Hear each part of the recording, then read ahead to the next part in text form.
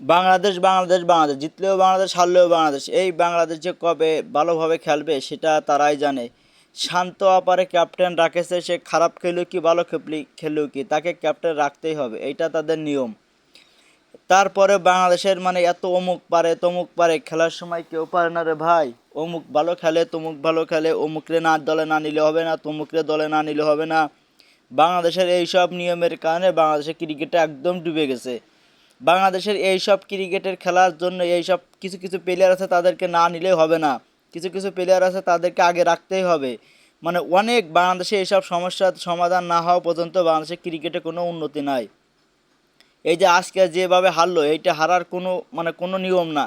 বাংলাদেশের যে মাঠে খেলতেছে সেই মাঠে আছে নিউজিল্যান্ডরা খেলতেছে, তারাও তো খুব সুন্দর খেলতেছে, অথচ বাংলাদেশেরা এইভাবে যে জিম্বাবুয়ের কাছে এইভাবে হেরে যাবে এটা কখনো ভাবাই যায়নি। বাংলাদেশিরা সবাই মিলে 191 রান করেছে, আর এরাই 8টা উইকেটে না হারিয়ে 68 রান করেছে। তারপরেও বাংলাদেশকে মানুষ সাপোর্ট করে, বাংলাদেশকে মানুষ অনেক ভালোবাসে, তার জন্য এটাই আছে অবস্থা। বাংলাদেশের জন্য যদি অনেক অনেক মানুষ যদি খারাপই করতো তাহলে বাংলাদেশের ক্রিকেটের এই অবস্থা হতো না। এই অবস্থা হওয়ার কারণে মেন আছে বাংলাদেশের না পারলেও তাকে ক্যাপ্টেন্সি রাখা।